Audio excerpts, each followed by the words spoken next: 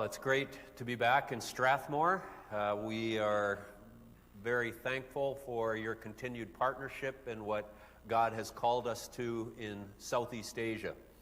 And for some of you, this may be brand new, haven't heard any of this before, or this people group I'm going to talk about. For some of you, you've been supporting us and praying for us for 8-9 years already, and so we are just so grateful. 7 years ago, God opened the door for me to a ministry that I had never thought about before. The church I was pastoring in Southeast Asia was healthy and doing well, and I began to pray about what would be next for us as a church family. I had begun to notice a lot of different migrant workers around our city. Near where Karin and I live, there was a shanty town of around 2,500 to 3,000 migrant workers. There were people from many different countries in Asia. And I used to go and wander around in that shanty town on Sunday evenings and find anyone who I could talk to. And I began to develop relationships with many different young men. And one of the first young men that I met was a man named Ibrahim. There's his picture right there on the left. He was from the Rohingya people group from Myanmar. And that was the first that I ever heard of that people group. The Rohingya are a Muslim people from Myanmar who have faced persecution in the Buddhist majority country for many years. The Rohingya have had all of their rights taken away. They have no right to citizenship, even though they've been there since around the 1600s. They have no freedom of movement. If somebody wants to get married, they have to have government permission. All kinds of things that have happened to them. Well, Ibrahim was the imam, or the teacher, at the local mosque for the workers. And when we started our learning center, Ibrahim would come each week to improve his English. He was a warm young man. He was open in our conversations about Jesus. Sadly, he was working one day on one of the luxury towers in our city when the immigration police came in and were conducting a raid, and he was running from the police, and he fell 13 stories to his death. Our hearts were broken. This young man, full of life and hope for a better future, lost his life far too early. Like all of the other young men that we've been working with over the last 7 years, he had surrendered himself to human traffickers in Myanmar, and he made the terrible journey by sea to our country. And he was smuggled into our country illegally and was able to find construction work in the underground economy to support himself and his family back in Myanmar.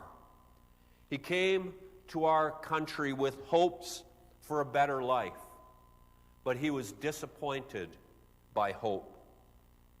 In August of 2017, the Myanmar Army went into Rakhine State in Myanmar, and the Army killed people. They burnt whole villages to the ground. They committed horrible crimes against the Rohingya people. 1 million Rohingya now live in refugee camps in Bangladesh. 6 times over the last 3 years, I've traveled to Bangladesh and to the refugee camps to visit the families of my students in our country. Because when they made the decision to be trafficked out of their country, it was a decision that they would never be able to see their families again because they could not get back into Myanmar, or now into Bangladesh. And wandering around those refugee camps, it was heartbreaking. It was so sad to see so many hurting and traumatized people. One young man that I met in Leda camp, one of the many refugee camps there, was named Faisal. Very warm, very kind young man. He had a secondary school education, and he had enough English to where we could carry on a very good conversation together. And as he and I walked back to the trishaw, which is just a three-wheeled, I don't know how you explain it, but sort of a motorcycle with a couple seats in the back, he said to me, "Please, sir, can you help me? I have no hope. I can't get a job. I can't do anything. My people have no hope." There are people in the refugee camps of Bangladesh. There are people around the world today in the midst of a world pandemic asking the question, is there hope? Because hope is in such short supply in our world today, people fall for all kinds of scams, and they put their hope in a false hope. Many of the Rohingya workers we have been working with over the last years are promised hope in our country, and they pay human traffickers a lot of money to escape Myanmar and now to escape Bangladesh, only to arrive in their new country where in far too many cases they're treated like slaves. They have been disappointed by hope. Nothing is worse than being disappointed by a false hope. Is there any kind of hope that we can count on for the crises of life? Where do I find that kind of hope? I firmly believe that Jesus is the hope of the world. Our hope is not in a dead man. Our hope is not in a set of beliefs. Our hope is not in practicing certain religious rituals. We have a living hope, and his name is Jesus. See, the way many people use the word hope today has nothing to do with the way the Bible uses the word hope. When we use the word hope today, we basically mean, I wish. The Bible doesn't use the word hope as a synonym for wish. I hope I pass my exam. Well, if you study enough, maybe you will. I hope I like this movie. I hope my sports team wins the game today. The way the word hope is used in Scripture is far more powerful than that. It's a confidence. It's not, I hope so. It's, I hope, so I have confidence. I hope, so I'm not afraid. I hope, so I can walk into the future. Hope is not just being an optimist. One writer puts it like this: a lot of people mistake hope and optimism. An optimist sees the glass as half full. The pessimist sees the glass as half empty. A person of hope sees that the glass is firmly held in the hand of God. This is good news for all of us. We can recognize that even in a world that seems out of control, even in a world where things are not perfect, God is still in control. Here's a definition of hope that I really like. Hope is when I realize that God is in control. That's what hope is. When I recognize that God is in control over everything in my life and in your life and in the world today, it changes everything. So the question for us this morning, in who or what are you placing your hope today? While my main role in our city is to pastor an international church, my prayer partner and I and our spouses began a work with the Rohingya a number of years ago. According to the United Nations, they are the most persecuted people group in the world. They have faced persecution in Myanmar, and they came to our country with promises of hope for the future. But sadly, many of them have been disappointed by hope. I'd like to introduce you to two of my friends this morning. This is Solim. He is one of 12 children. He's the only living son. He grew up in the village of Butidong in Rakhine State in Myanmar. He started school when he was 5 years old and was in school until age 12. But he was a minority in his school.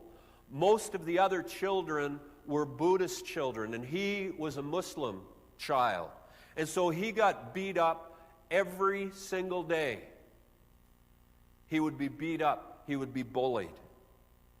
So he quit school when he was 12 years old. He thought there was no future for him. Well, in 2013, he was 13 years old, and he heard about our Southeast Asian country. And he was told that by going there was some hope for a better life. He talked with his parents, and they didn't want him to leave because he was their only living son.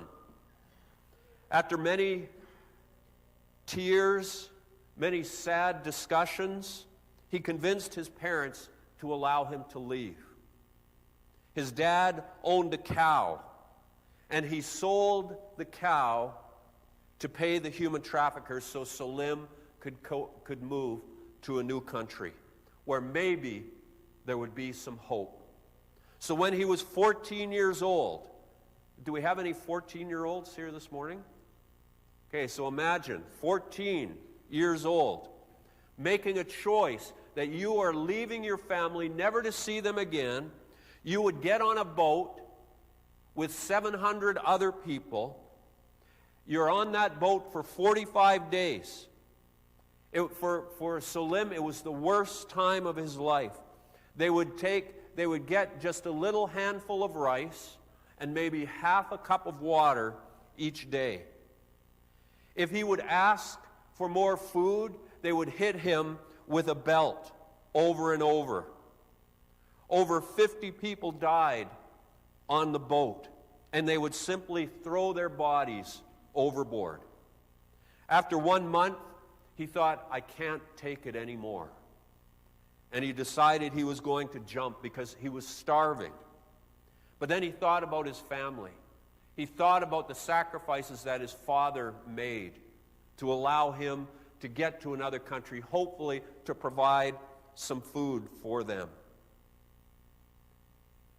So he decided not to jump and to continue on this journey. He ended up in the jungle for 25 days as the traffickers held him and forced his family to pay more money. What the traffickers would do is they would phone the family and they would beat him so that he would be crying in the background as the traffickers talked to their family to try and get more money.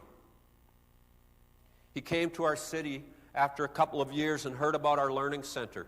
He came and we helped him get his UNHCR card recognizing him as a refugee. And we've become good friends. One of the highlights for me in this last year has been every Sunday afternoon I would go and meet with him. Okay, this is going down on me. Is there a reason why? That my eyesight is okay, but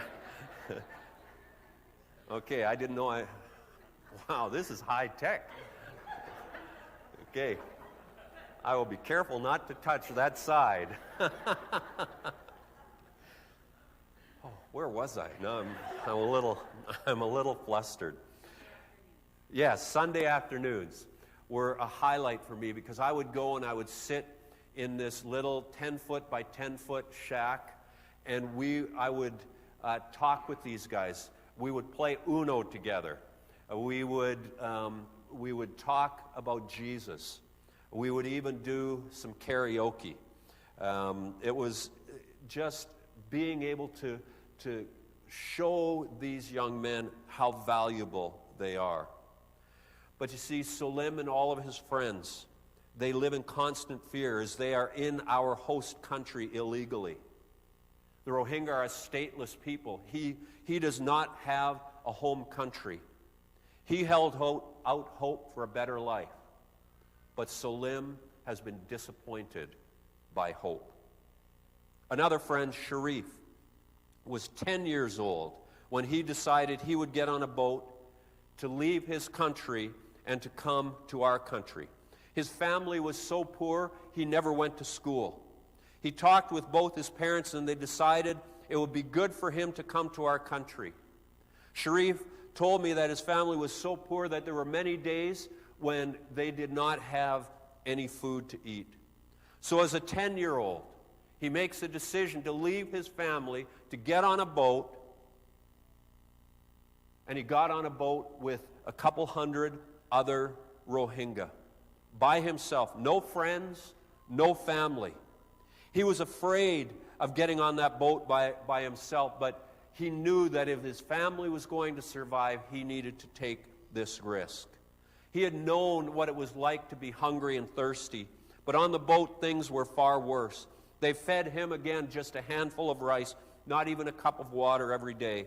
And when he started to cry, the traffickers would slap him and kick him and tell him, "Stop crying so much." This happened over and over again. Remember, this is a 10-year-old boy by himself on a boat in the middle of the ocean. No one would speak up for him because they were all afraid of being beaten themselves. Most nights, he told me, he cried himself to sleep. He made his way to our city, and he heard about the English classes, and he came. Because he was so young, we were able to get him protection from the UNHCR very quickly. So I accompanied him to our capital city, where he received his United Nations refugee card. We talk every few days.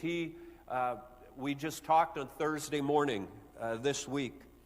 He can't get the concept of what snow is or how cold it is here, but many of these young men continue to reach out to me by WhatsApp on a regular basis, even while I'm here.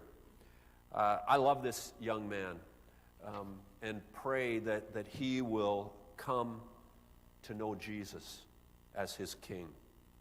See, both Salim and Sharif had high hopes of a fresh start in a new country. They both thought that living in a Muslim-majority country would be great for them. But they have been disappointed by hope over and over and over again. And it is our desire to keep pointing our Rohingya friends to Jesus, because we believe that Jesus is their only hope. In 1 Peter 1 verse 3, we read these words, "Praise be to the God and Father of our Lord Jesus Christ. In his great mercy, he has given us new birth into a living hope through the resurrection of Jesus Christ from the dead." That's what we've remembered this morning. Jesus is our living hope. So whether it was first century Christ followers facing difficulties that Peter was writing to, or 21st century refugees, we have a living hope, and his name is Jesus. A living hope means he is with us every moment of every day. Jesus Christ, alive from the dead, is the answer to all of our broken dreams. Jesus Christ, alive from the dead, is the answer that the whole world is in need of today. My hope today is in God. Throughout my time here, I've been reading through the Bible, and as I went through Job a month or so ago, I looked at how he lived with patience and perseverance. And in Job 13, verse 15, he said this, "Though he slay me, yet I will hope in him." Job was practicing patience in the midst of his problems. He engaged his will by choosing to hope in God in the midst of terrible circumstances. God is faithful to us. In Lamentations 3, we read these words, "I have hope when I think of this. The Lord's love never ends. His mercies never stop. They are new every morning." These are encouraging words for all of us, no matter what our circumstances are in the midst of a world pandemic. We have a living hope, and his name is Jesus, and Jesus is the reason that we are living in Southeast Asia, loving and pointing these poor and persecuted people to Jesus. During this pandemic, the majority of our Rohingya friends lost their jobs, and there was a growing sense of desperation in the community. The lockdown in our area was very severe. If we got caught going out for a walk, we would be given a ticket for the equivalent of 350 Canadian dollars. And so all of our Rohingya friends, they were stuck in these little 10 by 10 boxes made of plywood. And our team together put together a 12-week emergency feeding program. Our teammates, Paul and Chantel, did an amazing job in leading us in this program that fed thousands of Rohingya every week, giving away over 18 metric tons of rice on top of noodles, onions, garlic, lentils, cooking oil, face masks, soap, and many other things. One of my friends' name is Ula. He doesn't yet have his UNHCR card designating him as a refugee. But for the last year, last October, there was an immigration raid in his work camp. And so for the last year, Ula and some of his workmates go up into the jungle to sleep every night, just underneath a tarp. He lives in great fear of being arrested. And when the lockdown came, he reached out to me. Teacher, I don't know what I'm going to do. I don't know if I'm going to be able to survive. We don't have food. I could sense his loss of hope, his growing desperation. And that first week, and then in each of the subsequent 12 weeks, as I would drop off the food, he was filled with thankfulness, saying, "Thank you. Because you're here, I can survive." And all of these people know why we are there. We are there to point them to Jesus. We are able to be where we are because of your love and your faithfulness. This church, I don't know if you know this, but this church has been the most generous church in the whole province of Alberta towards the Rohingya people. And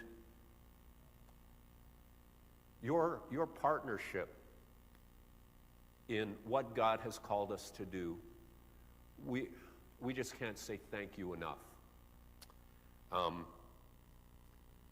These pictures, you can't see the faces really well, but each of these are friends of mine, and they represent the hundreds of Rohingya who we have developed a relationship with, and we have had the joy of speaking to them about our living hope,